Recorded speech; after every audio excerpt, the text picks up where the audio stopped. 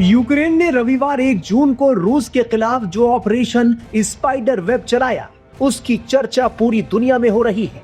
दरअसल यूक्रेन के ड्रोन रूस के अंदर साइबेरिया तक घुस गए और उन्होंने रूस के 4 सैन्य हवाई अड्डों पर हमला किया। रूस ने इस एयर स्ट्राइक की प्लानिंग पिछले 18 महीनों में की और पिछले 3 सालों की जंग में पहली बार उसने इस बड़े स्तर का एयर स्ट्राइक रूस पर किया है। मीडिया रिपोर्ट्स के मुताबिक हमलों में 41 रूसी फाइटर जेट मारे गए, जिनका इस्तेमाल यूक्रेनी गांवों पर बमबारी करने के लिए किया गया था। इस ऑपरेशन की प्लानिंग और उसको जमीन पर संभव कर दिखाना अपने आप में नायाब माना जा रहा है। कई छोटे ड्रोनों को तस्करी कर रूस में लाया गया, मालवाहक ट्रकों में विशेष डिब्बों में रखा गया, हजारों मील दूर कम से कम 4 अलग अलग स्थानों पर ले जाया गया और पास की एयरबेस की ओर दूर से लॉन्च किया गया। यूक्रेन के राष्ट्रपति व्लादिमीर ज़ेलेंस्की ने रविवार को इस कोऑर्डिनेटेड एयर स्ट्राइक के शानदार परिणामों की सराहना की। उन्होंने कहा कि इसमें 117 ड्रोन का इस्तेमाल किया गया था और ये 3 साल से ज्यादा के युद्ध में यूक्रेन की ओर से किया गया सबसे लंबी दूरी का ऑपरेशन था। पेरिस से आई एक गंभीर चेतावनी ने रूस यूक्रेन युद्ध को लेकर दुनिया के सामने नई चिंता खड़ी कर दी है। अमेरिका के 2 वरिष्ठ सीनेटरों ने दावा किया है कि रूसी राष्ट्रपति व्लादिमीर पुतिन शांति वार्ता की आड़ में एक और बड़े सैन्य हमले की तैयारी कर रहे हैं।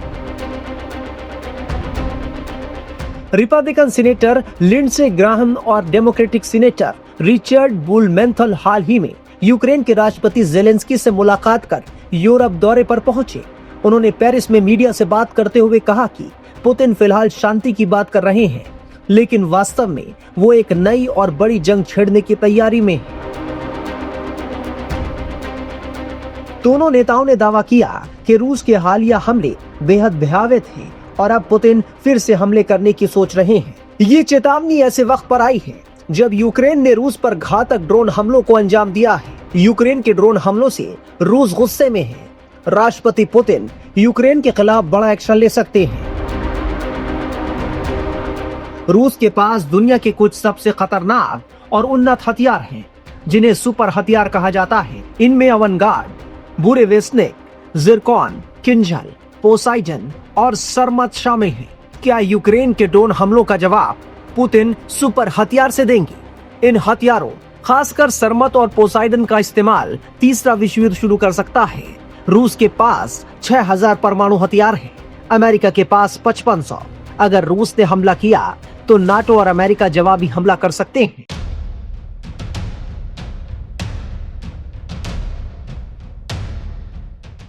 रूस और यूक्रेन के बीच युद्ध एक बार फिर जोर पकड़ रहा है। दोनों देशों में तनाव बढ़ता जा रहा है और इसकी वजह है यूक्रेन का रूस पर किया गया ताजा हमला। यूक्रेन ने रूसी एयरबेस पर ड्रोन हमले में कम से कम 40 बम बरसाने वाले बॉम्बर्स को तबाह करने का दावा किया है। फिलहाल रूस की तरफ से इसकी पुष्टि नहीं की गई है, लेकिन अगर पुष्टि होती है तो 2022 में शुरू हुए यूक्रेन युद्ध के बाद यह सबसे भयानक हमला होगा। मीडिया रिपोर्ट्स में दावा किया गया है कि यूक्रेन की सुरक्षा सेवा ने इस ऑपरेशन को अंजाम दिया है, जिसका मकसद रूसी एयरबेस को निशाना बनाना था। द कीव इंडिपेंडेंट ने एजेंसी के एक अधिकारी के हवाले से बताया है कि रूस में दुश्मन के रणनीतिक बमवर्षक विमान सामूहिक रूप से जल रहे हैं और ये एसबीयू द्वारा चलाए गए एक स्पेशल ऑपरेशन का नतीजा है। यूक्रेनी अखबार ने दावा किया कि यूक्रेनी एजेंसी के हमले में रूस के A-50, Tu-95 और Tu-22 M3 बमवर्षक तबाह हुए हैं। एक हवाई अड्डा जिस पर हमला हुआ है उसका नाम इरकुत्स्क ओब्लास्ट में स्थित बेलाया हवाई अड्डा है, जो यूक्रेन से 4000 किलोमीटर से ज्यादा दूर है। रिपोर्ट्स के मुताबिक ये हमले रूस के अंदर से किए गए हैं और कई अखबारों ने लिखा है कि ट्रकों के जरिए छिपाकर ड्रोन को रूस के अंदर भेजा गया था। एक ट्रक ड्राइवर की गिरफ्तार होने की भी रिपोर्ट है, हालांकि हम इन दावों की पुष्टि नहीं करते। यूक्रेनी मीडिया का दावा है कि यूक्रेन की एजेंसी ने रूस के 2 सबसे संवेदनशील एयरबेसों पर भयानक FPV ड्रोन हमला किया है, जिनमें Tu-95, Tu-22 M3 बमवर्षक और A-50 जैसे high and early warning jets शामिल हैं।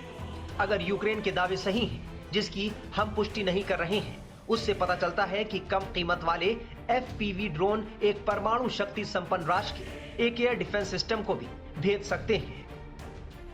उधर रूस ने भी यूक्रेन के इस हमले का तगड़ा जवाब दिया है। यूक्रेन के सीनियर मिलिट्री कमांडर ने रविवार को अपने पद से इस्तीफा दे दिया। बताया जा रहा है कि ट्रेनिंग सेंटर पर रूस के घातक हमले के बाद उन्होंने यह कदम उठाया। यूक्रेन के ट्रेनिंग सेंटर पर रूसी मिसाइल हमले में 12 यूक्रेनी सैनिक मारे गए, जबकि 60 घायल हुए हैं। रूस ने हाल के महीनों में यूक्रेनी ट्रेनिंग सेंटर को आक्रामक तरीके से निशाना बनाया। बयान में कहा गया है कि एक जांच समिति बनाई गई है जो ये पता लगाएगी कि इस हमले में इतनी बड़ी संख्या में जवानों की जान कैसे गई। ये प्रशिक्षण इकाई 1000 किलोमीटर लंबी सक्रिय युद्ध रेखा के पीछे स्थित है, लेकिन रूसी जासूसी और हमले वाले ड्रोन इतनी दूर तक भी हमला करने में सक्षम है। यूक्रेन की सेना सैनिकों की कमी से जूझ रही है और रूसी ड्रोन हमलों से बचने के लिए बड़े समूह के रूप में इकट्ठा होने से बचने जैसे कदम उठा रही है, क्योंकि रूसी ड्रोन लगातार अपने लक्ष्य खोजते रहे हैं।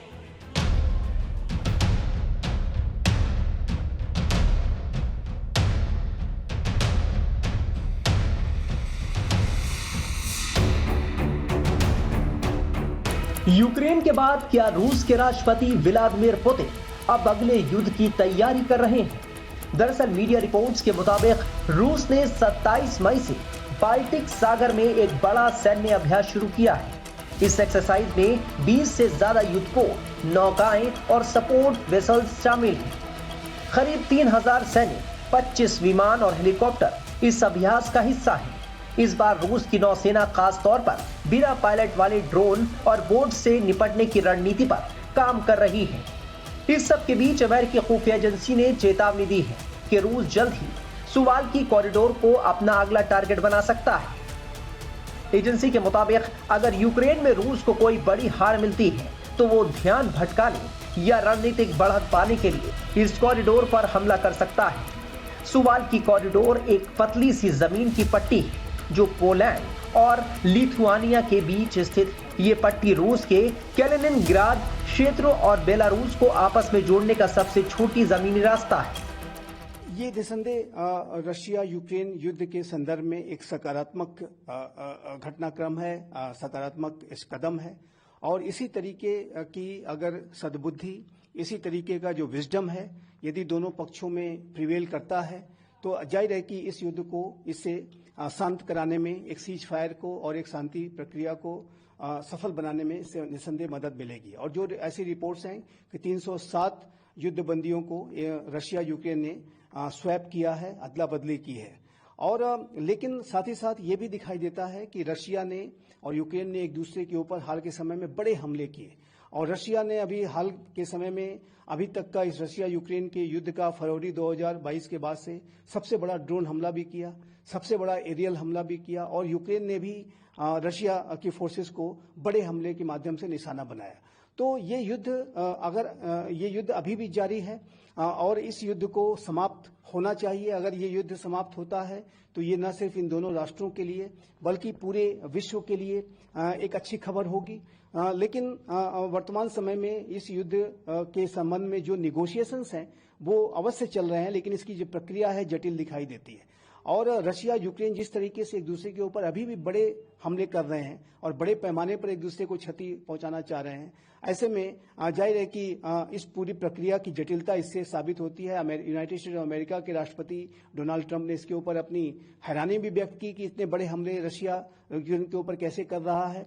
लेकिन जाहिर है कि दोनों देशों के बीच में अगर सद्बुद्धि से अगर ये राष्ट्र काम लेते हैं, विजडम प्रिवेल करती है, तो ये दोनों देशों के लिए अच्छा होगा और युद्ध के को शांत कराने में इससे मदद मिलेगी। और प्रिजनर स्वैप की ये जो डील है ये इसी दिशा में सकारात्मक कदम दिखाई देती है। इस कॉरिडोर की रणनीतिक अहमियत इसलिए है क्योंकि ये बाल्टिक देशों एस्टोनिया, लातविया और लिथुआनिया को बाकी यूरोप और नाटो देशों से जोड़ने वाला एकमात्र भूमि मार्ग है। अगर रूस और बेलारूस मिलकर इस पर कब्जा कर लेते हैं तो इन बाल्टिक देशों का बाकी नाटो से जमीनी संपर्क पूरी तरह टूट सकता है। ऐसी स्थिति में न सिर्फ इन देशों की सुरक्षा खतरे में पड़ जाएगी, नाटो के सामने एक बड़ा सामरिक संकट खड़ा हो सकता है। इससे पहले हाल ही में अमेरिकी राष्ट्रपति डोनाल्ड ट्रंप ने वेस्ट पॉइंट के दीक्षांत समारोह में अपने भाषण के दौरान रूस और पूर्व राष्ट्रपति बराक ओबामा के संबंधों को लेकर बड़ा दावा किया था। उन्होंने कहा था कि अमेरिका ने हाइपरसोनिक मिसाइल विकसित की थी, जिसे विरोधियों ने चुरा लिया। उन्होंने कहा कि पूर्व राष्ट्रपति बराक ओबामा ने रूस को हाइपरसोनिक मिसाइल की तकनीक दी है। देखिए, यूनाइटेड स्टेट्स ऑफ अमेरिका के राष्ट्रपति डोनाल्ड ट्रंप ने एक वेस्ट पॉइंट्स में दिए गए अपने एक संबोधन के दौरान इस बात को कहा है और इस बात को दोहराया है कि राष्ट्रपति बराक ओबामा के कार्यकाल के दौरान रशिया ने यूनाइटेड स्टेट्स ऑफ अमेरिका की जो हाइपरसोनिक मिसाइल की जो तकनीक है वो चुराई। और उन्होंने इस फेल्योर के लिए बराक ओबामा के एडमिनिस्ट्रेशन की तरफ संकेत करते हुए ये कहा कि इस तरीके की जो तकनीक है वो हमारे अपने राष्ट्र के द्वारा ही रशिया को दे दी गई। और जाहिर है कि उन्होंने अपने पूर्ववर्ती डेमोक्रेटिक एडमिनिस्ट्रेशन के ऊपर आरोप भी लगाए। तो इससे स्पष्ट है कि डोनाल्ड ट्रंप का जो मेक अमेरिका को ग्रेट अगेन को बनाने का उनका जो विजन है, जो उनकी प्रखर राष्ट्रवादिता है और अमेरिका फर्स्ट का जो उनका अप्रोच है, उसकी वजह से वो इस तरीके के बयान देते हैं। हालांकि इस तरीके के जो बयान हैं उसके लिए क्या सबूत हैं कि ऐसे मिसाइल टेक्नोलॉजी की, हाइपरसोनिक मिसाइल टेक्नोलॉजी की चोरी की गई, इसके बारे में अभी ट्रंप प्रशासन को खुलासा करना है। लेकिन इसमें कोई दो राय नहीं है कि राष्ट्रपति ट्रंप अपने इसी तरीके के प्रखर बयानों की वजह से और अपनी आलोचनाओं की वजह से पूरे अमेरिका के अंदर भी और विश्व राजनीति में भी एक चर्चा के केंद्र में रहते हैं। और उन्होंने जाहिर है कि फिर से एक बार जिस तरीके से रशिया के ऊपर आरोप लगाए हैं कि उसने हाइपरसोनिक मिसाइल टेक्नोलॉजी अमेरिका से चुराई है, वो भी इसी तरीके का एक बयान है जो कि अवश्य अंतर्राष्ट्रीय समुदाय में एक कौतूहल पैदा करता है। सर, पुतिन ने ये बात कहा है, राष्ट्रपति पुतिन ने कह रहे हैं कि रूसी हथियारों की जो मांग है दुनिया भर में बढ़ी है और साथ ही जो रूसी हथियार हैं, मिसाइल हैं, वो ऐसी परिस्थिति में भी खड़े उतरते हैं। देखिए, इसमें कोई दो राय नहीं है कि रशिया के जो डिफेंस इक्विपमेंट्स हैं, जो वेपन सिस्टम्स हैं, वो बेहद एडवांस्ड होते हैं। और इन रशिया के वेपन सिस्टम्स ने पूरे विश्व भर में जहां कहीं भी रशिया के ये वेपन सिस्टम इस्तेमाल किए गए हैं, वहां पर उन्होंने अपनी महारत साबित की है। और अभी हाल के समय में भारत में भी जिस तरीके से रशिया के S-400 missile air defence system का जो इस्तेमाल भारत ने सफलतापूर्वक पाकिस्तान के विरुद्ध किया, उससे इसका पराक्रम साबित होता है। जो भारत और रशिया के ज्वाइंट कोलैबोरेशन से ब्रह्मोस मिसाइल्स जो बनाई गई, उसने अपना पराक्रम साबित किया। और चाहे वो सुखोई विमान हो, चाहे वो अन्य कैटेगरीज के जो वेपन सिस्टम्स हों, उन्होंने अपने पराक्रम को दिखाया है। एडमिरल गोर्स्को, जो कि भारत के द्वारा INS विक्रमादित्य नामक एयरक्राफ्ट कैरियर के तौर पर इस्तेमाल किया जाता है, वो रशिया का बहुत ही पोटेंट एयरक्राफ्ट कैरियर रहा। और जाहिर है कि भारत को बड़ा लाभ रशिया से मिला है। उसी तरीके से विश्व के अनेक राष्ट्र रशिया के वेपन सिस्टम में अपनी अभिरुचि दिखाते हैं। और एक ऐसे समय में कि जब रशिया के ऊपर वेस्टर्न कंट्रीज ने बड़े सैंक्शंस लगाए हैं, ऐसे में रशिया अपने हथियारों के निर्यात के लिए बाजारों की तलाश कर रहा है। और इन बाजारों की तलाश करने की प्रक्रिया में रशिया के राष्ट्रपति व्लादिमीर पुतिन अपने वेपन्स की जो महारत है, उसकी जो कैपेबिलिटीज हैं, उसको अधिक से अधिक प्रोजेक्ट करने की कोशिश करते हैं। और इसी प्रक्रिया में उन्होंने ये बयान दिया है कि रशिया के जो वेपन सिस्टम्स हैं वो बेहद कारगर हैं। और उन्होंने इस बात का दावा भी किया है कि इसकी जो मांग है वो लगातार बढ़ रही है। और रशिया के वेपन सिस्टम्स में हालांकि उनका ये दावा अवश्य है, लेकिन एक सच्चाई भी है, एक रियलिटी है कि रशिया के वेपन सिस्टम्स में अनेक राष्ट्रों की अभिरुचि है। भारत तो अभी भी सबसे बड़े पैमाने पर रशिया के ही वेपन सिस्टम्स आयात करता है। तो ये राष्ट्रपति व्लादिमीर पुतिन का ये जो बयान है वो रशिया की जो डिफेंस कैपेबिलिटीज हैं, डिफेंस मैन्युफैक्चरिंग कैपेबिलिटीज, जो डिफेंस इंडस्ट्रियल जो बेस है, उसकी ताकत को ही दर्शाता है। बता दें कि रूस और यूक्रेन के बीच युद्ध विराम को लेकर बीते कुछ वक्त से चर्चा तेज है। अमेरिकी राष्ट्रपति डोनाल्ड ट्रंप ने खासतौर से यूक्रेन में युद्ध रुकवाने के लिए कोशिश की है। उन्होंने इसके लिए व्लादिमीर पुतिन और नेताओं से लगातार बातचीत की है और सार्वजनिक मंचों से इस मुद्दे पर बयान दिए हैं।